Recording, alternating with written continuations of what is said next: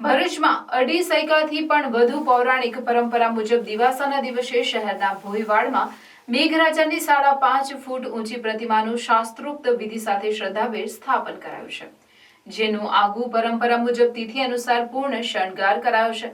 આ વર્ષે સ્વાતંત્ર્ય પર્વની ઉજવણી નિમિત્તે મેઘરાજાને તિરંગા વાઘા સાથે શણગાર કરાયો। છપ્પનિયા દુકાળના સમયમાં વરસાદની માંગ સાથે ભરૂચમાં ભોઈ સમાજના લોકોએ અષાઢ વદ 14ની રાત્રે માટીની લગભગ 5.5 ફૂટ ઊંચી મેઘરાજાની કલ્પિત મૂર્તિ બનાવી। તેમણે મેઘરાજા પાસે વરસાદની પ્રાર્થના કરી હતી। અનેક વિનંતીઓ કરી છતાં પણ વરસાદ નહીં વરસતા લોકોએ મૂર્તિ ખંડિત કરી નાખવાની ચીમકી આપી। ત્યાં તો મળસ્કે વાતાવરણમાં પલટો આવ્યો અને ધોધમાર વરસાદ વરસ્યો।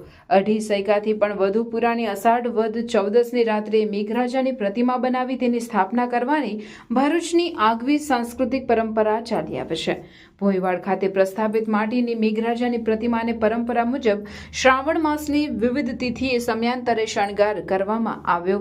બાદ સ્વાતંત્ર્ય પર્વની ઉજવણી અંતર્ગત મેઘરાજાને તિરંગાના વાઘા અને શણગાર કરવામાં આવ્યા છે। મેઘરાજાના તિરંગી શણગાર સાથે દર્શન કરી શ્રદ્ધાળુઓ પણ ધન્યતા અનુભવી રહ્યા હતા। જે મેઘરાજાની પ્રતિમાની સ્થાપના વર્ષોથી કરી રહ્યું છે તે તમે આજે જોઈ રહ્યા છો કે ભવ્ય શણગાર કરીને 15મી ઓગસ્ટની ધૂમધામથી લોકોને દર્શન માટે અહીંયા મૂક્યા છે અને શણગાર કરેલો છે।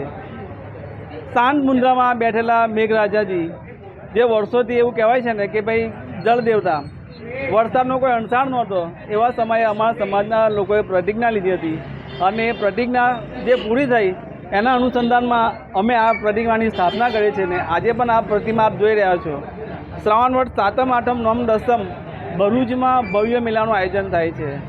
ખૂબ જ લોકો ગામથી આવે છે। એવું કહેવાય છે કે ખેડૂતોના દેવતા એટલે જલ દેવતા। ગામથી લોકો અહીંયા આવે છે અને દર્શનના આસ્થા લે છે। વિશેષતા એ છે કે અમે નાના બાળકોને ભેટાડીએ છીએ।